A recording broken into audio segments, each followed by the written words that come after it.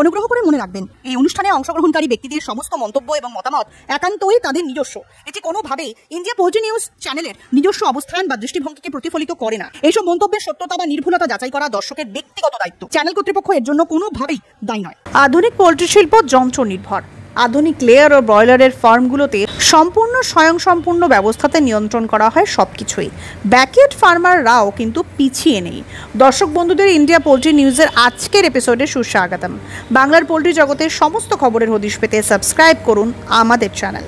Auto feeder থেকে drinker, chicken dressing machine থেকে palette বা নব রূপান্তরিত এনভায়রনমেন্ট কন্ট্রোল ফার্ম, পোল্ট্রি শিল্পের অনুসারী যন্ত্রাংশ নির্মাণের ইউনিট ছড়িয়ে আছে সারা ভারতবর্ষে, বিশেষত দক্ষিণ ভারতে।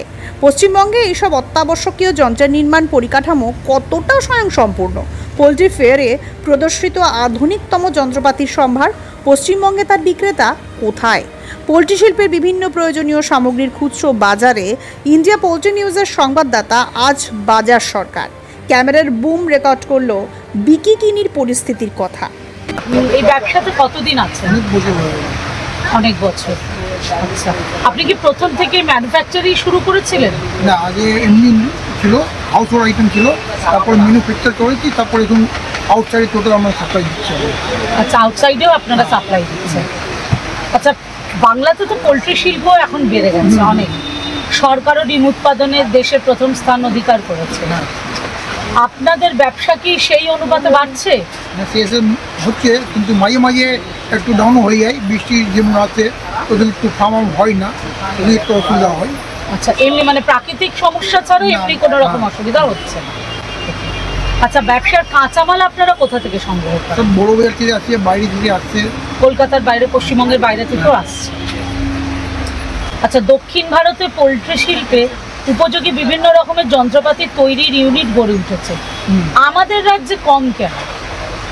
না, এখানে কম তো না, এখানে বেশি আছে, কিন্তু ওরা যে ভালোভাবে ওটা সেটিং করতে পারছে না। ওই বললে মানে মানুষের অবধি পৌঁছাচ্ছে না যে এইখানে আছে, এইটা মানুষ অবধি পৌঁছাচ্ছে না। আচ্ছা আচ্ছা, পোলট্রি শিল্পের সরকারের হিসেবে এগ্রিকালচার ইন্ডাস্ট্রি, এখানে জিএসটি কতটা নেয়? জিএসটি হচ্ছে, যেরকম আছে 12% আছে, 18% আছে। মানে সেটা কি কিরকম, মানে কি প্রোডাক্টের ওপর ভিত্তি করে? হ্যাঁ, মানে কিছু প্রোডাক্টের ওপর 12%, কিছু প্রোডাক্ট আছে। আচ্ছা আচ্ছা, বর্তমানে কি কি সমস্যা দেখতে পাচ্ছেন? আর কিন্তু মোটামুটি কিছু সমস্যা নেই, মোটামুটি চলছে মালটা।